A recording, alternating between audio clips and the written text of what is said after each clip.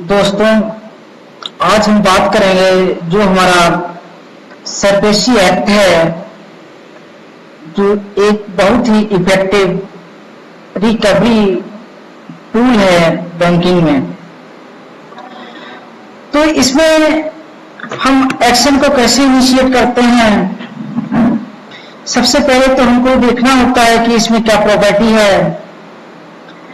Property है वो movable है या इमूवेबल है, उसको हम आइडेंटिफाई करते हैं। इसके बाद में हम खातों को आइडेंटिफाई करते हैं कि किन खातों में सरफेसी एक्ट के तहत हम नोटिस इशू कर सकते हैं और किन खातों के तहत नहीं कर सकते हैं।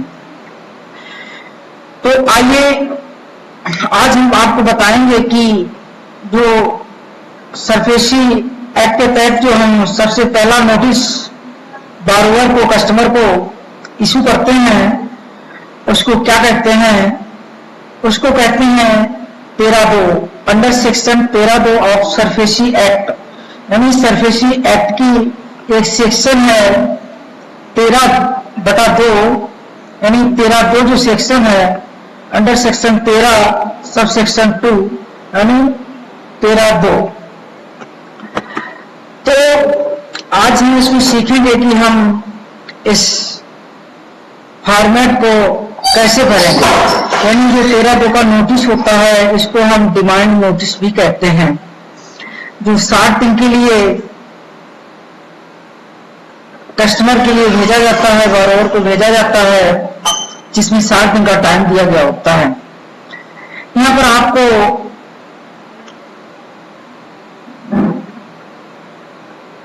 ये समराइज कर दें कि जो हमारा प्रीवियस वीडियो है उसको आप जरूर देखें। उसमें आपको पता चलेगा कि 13(2) यानी सरफेसी एक्शन किसमें लिया जा सकता है, किसमें नहीं लिया जा सकता है।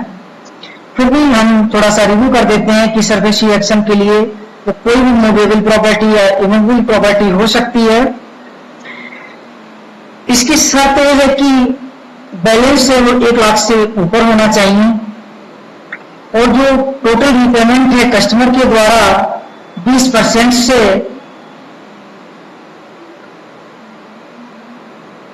ज्यादा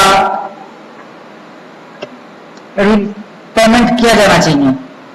यानी कि हम सिंपल भाषा में कह सकते हैं कि अगर कस्टमर ने 80% से ज्यादा इंटरेस्ट और प्रिंसिपल पेमेंट कर दिया है और करंट में बैलेंस ब्याज और प्रिंसिपल को लगा करके 20% से कम बचा है, तो हम उस पर 13(2) इशू नहीं कर सकते हैं। एग्जाम्पल के तौर पे अगर 10 लाख का हमने लोन दिया था, आज की डेट में 1,80,000 रुपए खड़ा है, आउट स्टैंड कर रहा है 1,80,000, तो हम उस पर 13(2) का नोटिस इशू नहीं कर सकते हैं, क्योंकि ये 20% से कम अमाउंट हो गया है। तो हम लोग जब 13(2) नोटिस इशू करते हैं तो उसमें सबसे पहले हम लोगों को देखना चाहिए कि अकाउंट में हमने सूट फाइल किया है या नहीं किया है। क्योंकि अगर किसी भी अकाउंट में सूट फाइल ऑलरेडी पहले से किया गया है तो उसमें 13(2) इशू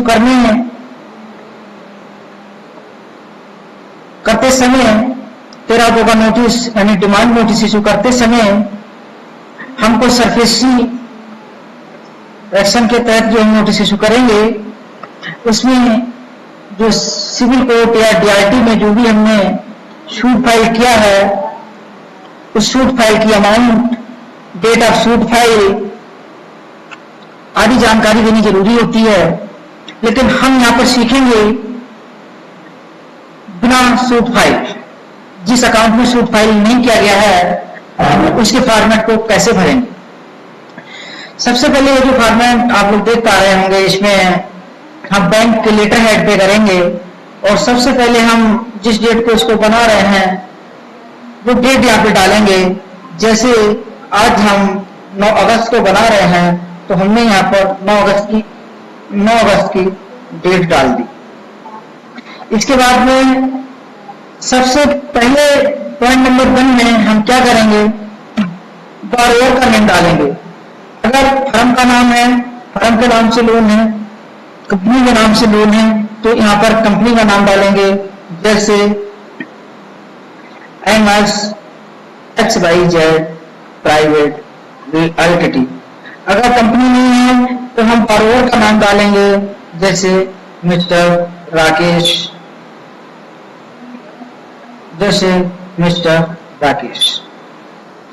दूसरे नंबर में अगर को borrower है तो दूसरे नंबर में, अगर को borrower नहीं है तो दूसरे नंबर में हम गारंटर्स की डिटेल डालेंगे। इस तरह से सबसे पहले borrower, उसके बाद में गारंटर का नेम, एड्रेस डालेंगे। इसका सब्जेक्ट क्या रहेगा? सब्जेक्ट रहेगा notice under section 13(2) of securitisation and reconstruction of financial assets and enforcement of SARFAESI interest act 2002, SARFAESI act 2002। यानी सिंपल सा इसका जो सब्जेक्ट रहेगा वो ये रहेगा कि under notice under section 13(2) of SARFAESI act 2002। अब जैसे कि हमने फर्स्ट में डाला था राकेश, सेकंड में हमने डाल दिया रमेश। रमेश इसमें गारंटर है, ये हमने मेंशन कर दिया। और राकेश जो इसमें था वो बारोअर और मॉर्टगेजर दोनों है। प्रॉपर्टी भी इसी की है और मॉर्टगेजर, तो वो प्रॉपर्टी जिसकी होती है वही मॉर्टगेजर होता है, तो ये मॉर्टगेजर ये। अब जो पॉइंट नंबर फर्स्ट है इसमें, फर्स्ट नंबर पॉइंट इसमें कहता है कि क्रेडिट एडिक्सी नंबर 1, यानी जो पहला नंबर हमने राकेश का डाला था उसका नाम लिखेंगे यहाँ पे, डूइंग द बिजनेस ऑफ, एक किस चीज का बिजनेस करता है, उस बिजनेस का यानी नेचर ऑफ बिजनेस डालेंगे। जैसे सीमेंट का बिजनेस है, इसका किस चीज का व्यापार है, किस चीज का बिजनेस है, तो यहां पर हमने लिख देंगे राकेश कुमार, इसका ट्रेडिंग का काम है।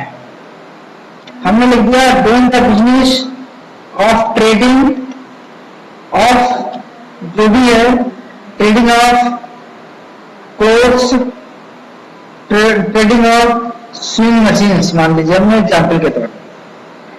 इसके बाद में हम क्या करेंगे, लिखेंगे रिक्वेस्टेड किस लिए रिक्वेस्ट किया जो भी फाइनेंशियल असिस्टेंस के लिए, upon the request of the sanctioner and allowed the facility to you in the month of, किस मंथ में हमने फैसिलिटी दी है, किस मंथ में हमने लोन सेंक्शन किया। मान लीजिए हमने लोन सेंक्शन किया था 1 जनवरी 2018, तो हमने यहाँ पर 2018 डाल दिया। अब इस यहाँ पर जैसे लिखा हुआ है कि the detail of facility be mention in this paragraph, इस पैराग्राफ में हम फैसिलिटी को मेंशन करेंगे कि हमने कौन सी फैसिलिटी दी है। हो सके तो इसमें खाता नंबर भी क्लियर मेंशन कर देना चाहिए कि खाता नंबर क्या है, इसलिए हमने लोन दिया। आइए आगे चलते हैं। आगे नेक्स्ट पॉइंट जो है इसमें है कि द एरो लोन फैसिलिटी वो डुली सिक्योर्ड बाय द हाइपोथिकेशन, अगर कोई कार लोन लिया गया है, कोई मूवेबल प्रॉपर्टी ली गई है, किसी चीज का हाइपोथिकेशन किया गया है, तो जो ऊपर हमने सिक्योरिटी को मेंशन किया था, ऊपर जो हमने लोन अकाउंट को मेंशन किया था कि किस लिए लोन दिया, क्या नेम ऑफ फैसिलिटी लिखा था, उसकी यहाँ पर हम डिटेल देंगे। हाइपोथिकेशन ऑफ व्हीकल या प्लांट एंड मशीनरी या फिक्स एसेट्स या एटसेट्रा। जैसे मान लीजिए हमने यहाँ पर कर लिया hypothecation of swing machines, hypothecation of swing machines ये आ जाएगा। अब नेक्स्ट आपका आ जाएगा इमोबिल प्रॉपर्टी, अर्थात अब यहाँ पर अगर कोई प्रॉपर्टी हमने ली है तो उसकी हमको डिटेल देनी पड़ेगी। जैसे खसरा नंबर 225, गाटा नंबर, ग्रीन एटसेट्रा, जो भी प्रॉपर्टी की डिस्क्रिप्शन है वो हम प्रॉपर्टी की डिटेल यहाँ पर डाल देंगे। जहां पर हमने खसरा नंबर पे लिखा हुआ है यहाँ पर प्रॉपर्टी की प्रॉपर डिटेल होनी चाहिए।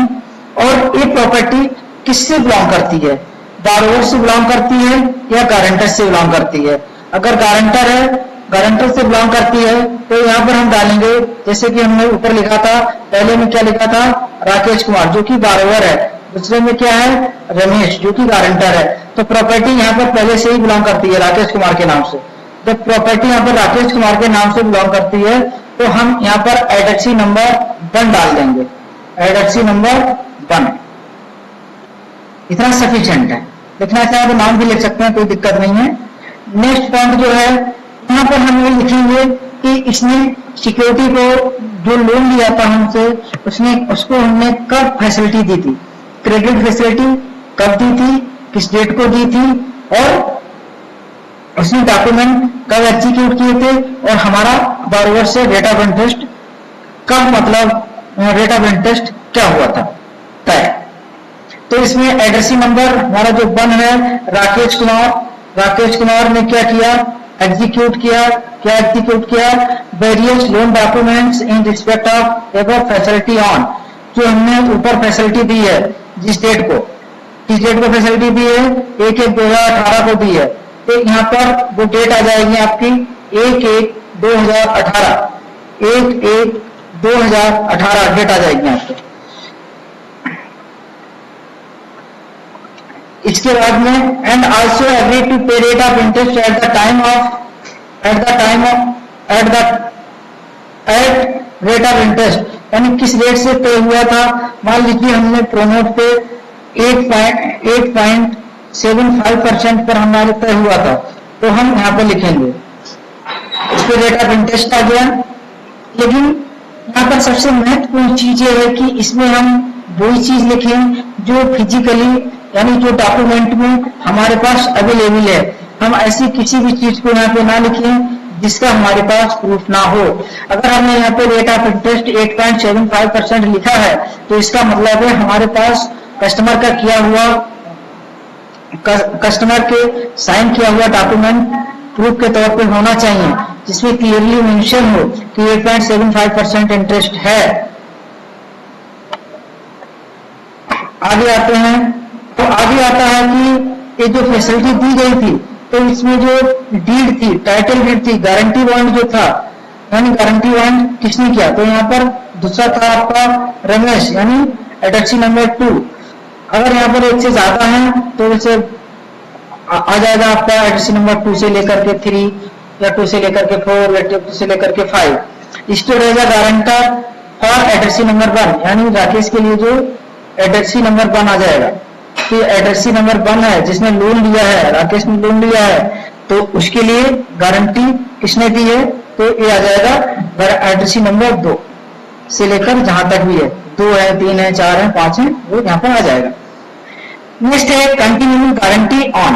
अब किस डेट को गारंटी ली है, ये हो सकता है गारंटी जिस डेट को अकाउंट ओपन किया गया है, जिस डेट को बारोवर ने डॉक्यूमेंट एग्जीक्यूट किए गए हैं, तो वही डेट हो। तो मोस्टली वही डेट 99% वही डेट होती है, तो यहाँ पर हम वो डेट डाल देंगे। अब इसके बाद में क्या करेंगे, आगे आ रहा है फिर द लायबिलिटी ऑफ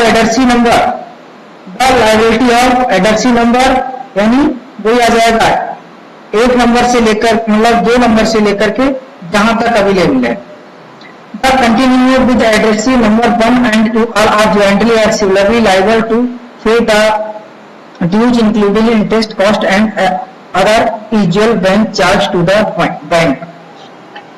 यानी कहने का मतलब ये हुआ कि हमको एक क्लियर लिखना है, पॉइंट नंबर 3 में क्लियर लिखना है कि आपने इस व्यक्ति की गारंटी दी गई थी और आप इस लोन के पेमेंट के लिए, रीपेमेंट के लिए आप भी सिविरली अकेले या शामिल हो, दोनों के साझा, दोनों की जिम्मेदारी है।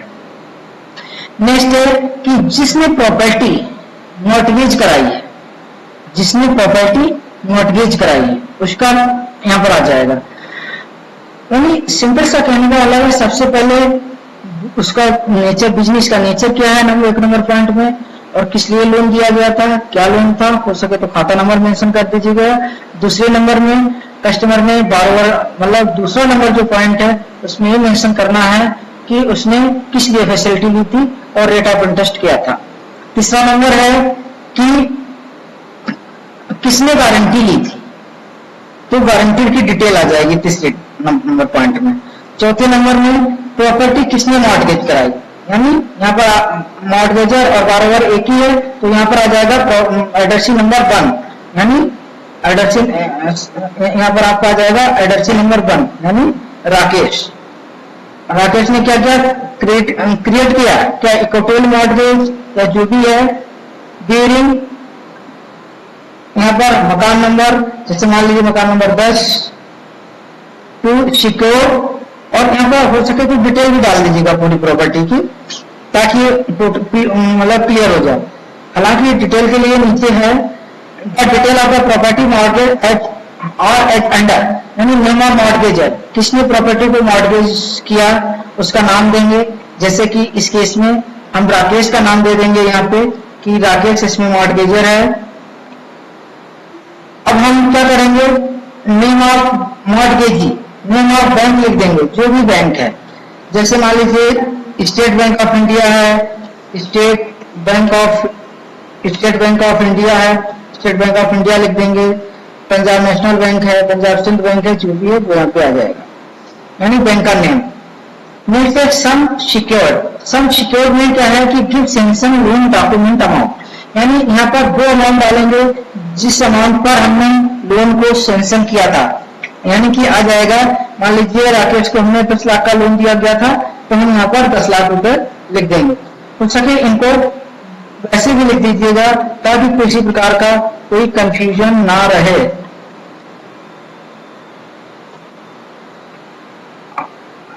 ये हो गया इस तरह से। अब आगे हम मेंशन करेंगे रेट ऑफ इंटरेस्ट, जो भी रेट ऑफ इंटरेस्ट हम उससे लेंगे वो यहाँ पर मेंशन कर देंगे, जैसे जो भी ले रहे हैं वो रेट ऑफ इंटरेस्ट आ जाएगा। यानी इस पैरे में प्रॉपर्टी से रिलेटेड कितना ड्यूज है, क्या रेट ऑफ इंटरेस्ट है, प्रॉपर्टी की डिटेल क्या है, डिटेल ऑफ प्रॉपर्टी मॉर्गेज्ड, जो प्रॉपर्टी मॉर्गेज्ड ली है उसकी क्या डिटेल है, प्रॉपर्टी नंबर क्या है, मकान नंबर क्या है, उसका क्या एड्रेस है। इसके नेक्स्ट जो आएगा अपना जी नंबर पॉइंट, इसमें आ जाएगी डिटेल ऑफ टाइटल डीड, कि टाइटल डीड की क्या डिटेल है, जैसे ड्यूरिंग टाइटल डीड नंबर कितना है, सेल डीड नंबर कितना है और किस दिनांक का है, क्या खसरा नंबर है, क्या डाटा नंबर है, यानी पूरा इसमें डिटेल आ जाएगी। इसके बाद में जो सबसे मोस्ट इंपॉर्टेंट है वो है प्रॉपर्टी की डिमेंशन, की प्रॉपर्टी जो मॉर्गेज कराई गई है बैंक के द्वारा उसके नॉर्थ में क्या है, साउथ में क्या है, वेस्ट में क्या है, ईस्ट में क्या है, ये सारा कुछ लिखना अनिवार्य है, बगैर इसके इनवैलिड माना जाएगा। बारोवर कोर्ट में जा सकता है कि इन्होंने प्रॉपर्टी का डिमार्केट किया नहीं है, प्रॉपर्टी का डिमेंशन लिखे नहीं है, किधर क्या है किधर क्या है, लेकिन जो हमने इनको प्रॉपर्टी दी है वो और भी है, इन्होंने हम दूसरी प्रॉपर्टी लगा दी है, दूसरी प्रॉपर्टी का भेज दिया है, यानी वो इनवैलिड हो जाएगा। और प्रेजेंट सम ड्यू करंट डेट में, अब जैसे इसने 10 लाख का लोन लिया था, प्रेजेंट डेट में मान लीजिए 11,25,000 खड़ा है, तो हमने यहाँ पर 25 लाख रख दिया। अब ये हो गई, यानी किसने लोन लिया था, किसने गारंटी दी थी, क्या प्रॉपर्टी थी और किस लिए लोन दिया गया था, इतनी चीजें हो गई और किस रेट पे हो गई। अब ये है कि ये जो लोन दिया गया था ये इसका नेचर ऑफ लोन क्या था, टर्म लोन था, ओडी था। अगर टर्म लोन था, किस्तों वाला था, तो हम यहाँ पर लिख देंगे कि 60 किस्तों में किया गया था, 50 किस्तों में किया गया था, 120 किस्तों में किया गया था। अब किस्त जो थी मंथली थी या ईयरली थी वो यहाँ पर मेंशन कर देंगे और रेट ऑफ इंटरेस्ट भी इसमें मेंशन करेंगे। अगर ओवरड्राफ्ट है, लिमिट है, तो यहाँ पर टर्म लोन की जगह पे, टर्म लोन अमाउंट की जगह पे हम ओडी अमाउंट लिख देंगे, वाज रीपेबल ऑन डिमांड, यहाँ पर ऑन डिमांड कर देंगे अगर सीसीओडी है तो। नेक्स्ट पॉइंट है 6 नंबर पॉइंट, इसमें ये लिखा जाएगा कि आप अगर डिफाइड करते हैं तो आपको एडिशनल रेट ऑफ इंटरेस्ट कितना पड़ेगा, जो आपको लोन डॉक्यूमेंट के समय जब आपसे डॉक्यूमेंटेशन कराया गया था, एग्जीक्यूशन ऑफ डॉक्यूमेंट हुआ था, उस समय आपको बताया गया था, जो normally bank to bank very भी कर सकता है। फिलहाल कुछ बैंकों में इसका जो रेट ऑफ इंटरेस्ट है वो 2% है, रेट ऑफ इंटरेस्ट है वो 2% है, जो डॉक्यूमेंट जब हम एग्जीक्यूट कराते हैं उस समय इस चीज को मेंशन किया हुआ होता है। और यहाँ पर हम अपनी मर्जी से नहीं लिखेंगे, 4% 3% नहीं लिखेंगे, हो सकता है कभी कभी सिस्टम में ज्यादा लगता है लेकिन वो हम नहीं लिखेंगे, हम वही लिखेंगे जो एक्चुअल में उसकी फिजिकल जो डॉक्यूमेंट है, जो उसकी फाइल है, लोन की फाइल है, उसमें क्या लिखा हुआ उसके according. Point number 7, point number 7 में क्या करेंगे, अगर प्रॉपर्टी का कोई उसके बाद में कोई इनहांसमेंट वगैरह हुआ है तो उसकी डेट मतलब डिटेल लिखेंगे कि जैसे 10 लाख था, 10 लाख से 15 लाख कर दिया गया, रेट ऑफ इंटरेस्ट पहले कुछ और था अब कुछ और हो गया, अब एक्सटेंशन ऑफ चार्ज और प्रॉपर्टी का एक्सटेंशन भी हो जाएगा, क्योंकि पहले 10 लाख के लिए मॉर्गेज थी, अब मान लीजिए 15 लाख को इनहांस किया गया तो 15 लाख यहाँ पर लिख देंगे। नेक्स्ट जो पॉइंट नंबर 8 है, give the date on which the amount was classified as a non performing assets within the definition of the act, जो कि हमारा जो सरफेसी एक्ट है, सरफेसी एक्ट 2002 की जो सेक्शन 2 है वो ये कहती है कि अकाउंट आरबीआई के नॉर्म के अनुसार ही एनपीए हुआ हो। ऐसा नहीं है कि किसी मैनेजर की और कस्टमर की लड़ाई हो गई, उन्होंने कहा कि नहीं तेरा चल अकाउंट एनपीए कर देते हैं और तेरे को 13 दे देते हैं, सरफेसी में तेरी प्रॉपर्टी बेच देते हैं, ऐसा बिल्कुल नहीं है। यानी यहाँ पर डेट ऑफ एनपीए डालेंगे जिस डेट को account become NPA. 9 number point की अगर हम बात करें, इसमें क्या लिखेंगे, that bank may maintain the regular book of account and now a sum. इसमें 9 नंबर पॉइंट में लिखेंगे कि जो आपका लोन यानी कस्टमर का जो लोन, बॉरोवर का जो लोन हमारे पास चल रहा है उसका अब उसका बैलेंस क्या हो गया है और उसका खाता नंबर क्या है, किस किस खाते में कितना कितना बैलेंस हो गया है और टोटल बैलेंस आज की डेट में कितना है, जो कि is legally due and recoverable from you, जो कि आपसे लेना है यानी बॉरोवर से लेना है। इसमें लोन की अमाउंट डालेंगे। नेक्स्ट है, अगर हम बात करें पॉइंट नंबर 10 की, तो पॉइंट नंबर 10 क्या कहता है, पॉइंट नंबर 10 कहता है that the rate of interest varies from time to time for as per internal guideline of the bank and present rate of interest is. और इसमें क्या करेंगे हम, इसमें क्या होता है कि जो रेट ऑफ इंटरेस्ट होती है जिस समय लोन सैंक्शन किया गया था, हो सकता है उस समय मान लीजिए एग्जाम्पल के तौर पे 8% थी, आज की डेट में 10% हो गई, तो उसके लिए हम एक अंडरटेकिंग लेते हैं, हम एक एग्रीमेंट करते हैं, हम जो लोन डॉक्यूमेंट करते हैं वहां पर एक जगह पे लिखा रहता है कि जो रेट ऑफ इंटरेस्ट है वो वेरिएबल है, टाइम टू टाइम चेंज होती रहेगी। उसी के अनुसार इसमें हम लिखेंगे कि the rate of interest various from time to time as per internal guideline of the bank at present the present rate of interest is, यहाँ पर परसेंटेज आ जाएगा, मान लीजिए 10% है प्रेजेंट, तो 10% per annum with monthly rest और with effect from, ये जरूर डालना है कि कब से ये इफेक्टिव है। अब जैसे 10% है तो ये कब से इफेक्टिव है, कब से चेंजेस आप ले रहे हैं, लेटेस्ट चेंजिंग इसमें डालेंगे, क्योंकि हो सकता है एक लोन में 4 बार चेंजेस हुई हो लेकिन हमें नहीं डालें।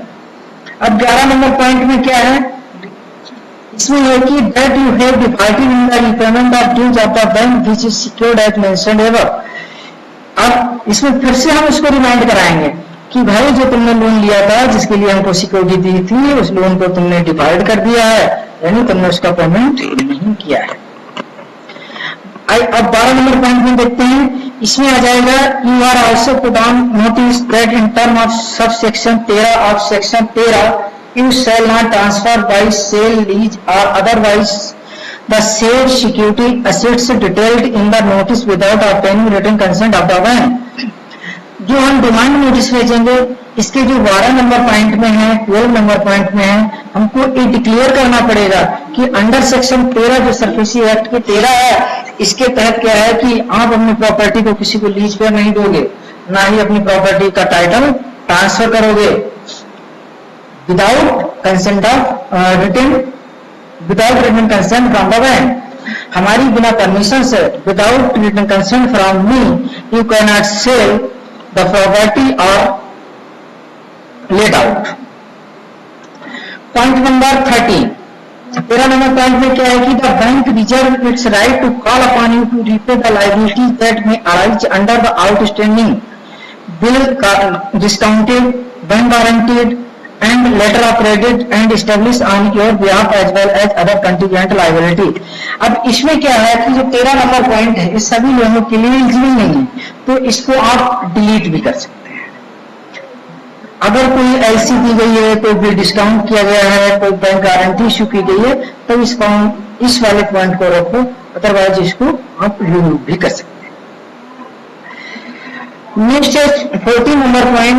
14 नंबर पॉइंट में हमको थोड़ा और डिटेल देनी होती है, क्योंकि अभी तक हम क्या नेचर, क्या सिक्योरिटी थी, किस लिए लोन लिया गया था, कितना लोन लिया गया था, आज की डेट में कितना लोन है, किसने गारंटी दी, कब गारंटी दी, कब डॉक्यूमेंट एग्जीक्यूट हुए, क्या रेट ऑफ इंटरेस्ट है, कितने समय के लिए गया था, ऑन डिमांड था या इंस्टॉलमेंट है, ये सारी चीजें हमने जानकारी दे दी।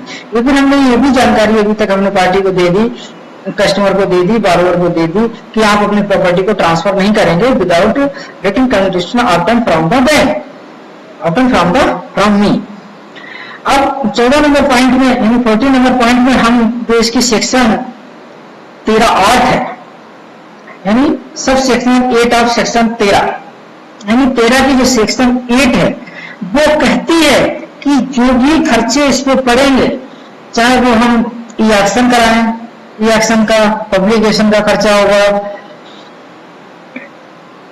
जो हम कोटेशन इनवाइट करेंगे, टेंडर निकालेंगे, उसका जो भी खर्चा होगा, जो वो सारे के सारे खर्चे आपको देना पड़ेगा। ऐसा बैंक नहीं कह रही है, ऐसा हम नहीं कह रहे हैं, ऐसा सब सेक्शन 8 ऑफ 13 यानी 13(8) सेक्शन जो 13(8) है, sub section 8 of 13 of SARFAESI act 2002 की जो सेक्शन 8 है वो कह रही है, वो क्या कह रही है कि जो खर्चे हैं उन खर्चों को हम नहीं देंगे, वो खर्चे भी आपको ही देने पड़ेंगे, और जो संपत्ति आपकी हम बेचेंगे उस संपत्ति से पैसा रिकवर किया जाए। 5वें नंबर पॉइंट में क्या है? 5वें नंबर पॉइंट में है कि please also note that the notice is sent to you without prejudice to the other rights and the remedies available to the bank, including intention of the appropriate legal proceedings before appropriate court and/or tribunal for recovery of the above and said outstanding amount. This notice is also without prejudice to the bank's right for undertaking the prosecution of any complaint filed by bank under Section 138 of Indian Civil Instrument Act 1881 as amended and of Payment of Settlement Act 2007 as amended। यानी जो last point है, last point में हम कहेंगे भाई ये जो notice है ये किसी को कोई भी कोर्ट इस नोटिस के लिए इंटरवेंशन नहीं करता है जब तक कि आपको कोई ऑब्जेक्शन नहीं है। वो हम 5वें नंबर पॉइंट में लिखेंगे। साथ में हमने यहाँ पर ये भी डिटेल देंगे भाई जो तेरी कोई चेक वगैरह जो तुमने दिए थे, तुमने जहां पर कहा था कि अगर हम डिफॉल्ट करते हैं तो मेरा जो चेक है उस चेक को हम बाउंस करा करके हम पर कार्रवाई कर लें, या जो हमने चेक दिए हैं जब हमारा पेमेंट ना आए, हमारा रिपेमेंट ना आए, यानी बॉरोवर ने जब कहा था कि ये लोग पकड़ो चेक, इसको एज अ सिक्योरिटी रखो, जब हम पैसा आपका ना दे पाए तो इस चेक को आप क्लियरिंग पे लगा लेना।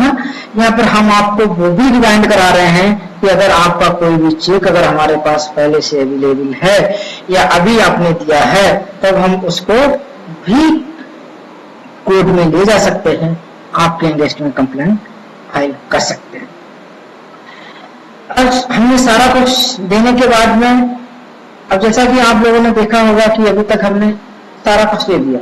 सबसे पहले उसको क्या बिजनेस है, किस लिए लोन लिया, क्या खाता नंबर है, क्या प्रॉपर्टी है, किसने मॉर्गेज की, कौन गारंटर है, रेट ऑफ इंटरेस्ट क्या है, प्रॉपर्टी की डिटेल क्या है, प्रॉपर्टी का डिमेंशन क्या है, प्रॉपर्टी डिमार्केटेड है या नहीं है, और रेट ऑफ इंटरेस्ट कितना तय हुआ था और आप पेनाल्टी के साथ में कितना आपको देना पड़ रहा है, और जो भी खर्चे इसमें आएंगे जो हम पब्लिश कराएंगे, जो भी हम खर्चे कराएंगे इसमें रिएक्शन के, या जो भी हम कोई नोटिस वगैरह आपको भेजेंगे, पब्लिकेशन कराएंगे, तो उसका खर्चा भी आपको देना पड़ेगा। साथ में जो आपका अगर कोई चेक वगैरह भी है उस चेक को भी हम क्लियरिंग पे लगाएंगे, अगर बाउंस हो जाएगा तो वो आपके खिलाफ उसके तहत भी कार्रवाई करेंगे। आई therefore by virtue of the legal notice hereby call upon all of you, अर्थात एडर्सी नंबर 2 ज्वाइंटली एंड सेवरली। अब लास्ट में हमको इसमें ये लिखना है कि भाई आप सारे लोगों को, बारोवर, गारंटर, मॉर्गेजर, सारे लोगों को इतना अमाउंट देने के लिए आप एलिजिबल हैं, मतलब लीगली ड्यू है। यहाँ पर इस केस में मतलब आ जाएगा एडएफसी नंबर 10 से लेकर के 2, मान लीजिए यहाँ पर 11 लाख रुपए दंड जो ऊपर मेंशन किया है सब प्रेजेंटेशन व्यू में, वो अमाउंट यहाँ पे लिख देंगे और विद इफेक्ट प्राप्त जहाँ तक ब्याज वगैरह इसमें इंक्लूड है वहां तक छोड़ देंगे। जहाँ और आगे से मान लीजिए आज हम 8-9 अगस्त को लेटर दे रहे हैं, तो ब्याज जो होता है मंथली वाइज लगता है, तो इसमें लिख देंगे हम विद इफेक्ट फ्रॉम 1/8/2022। और आप ये भी लिखेंगे कि मंथली इफेक्ट से आपको देना पड़ेगा विद इन 60 डेज, कि ये जो है ये आप 60 दिन के अंदर इसको दे देना। जब आपको नोटिस मिले उसके विद इन 60 डेज के अंदर दे देना, अदरवाइज हम अपनी जो कार्रवाई है उसको हम चालू रखेंगे। लास्ट में हम ये भी लिख देंगे कि please note that the copy of this notice has been retained in our office. इस नोटिस की कॉपी हम आपको तो भेज ही रहे हैं, साथ में हम इसकी एक कॉपी हम भी रिटेन करके अपने पास रख रहे हैं। नीचे आ जाएगा योर सेंसरली और अथॉराइज्ड ऑफिसर के साइन। थैंक यू दोस्तों, अगर ये वीडियो आपको अच्छा लगा हो तो प्लीज लाइक और कमेंट्स जरूर करें।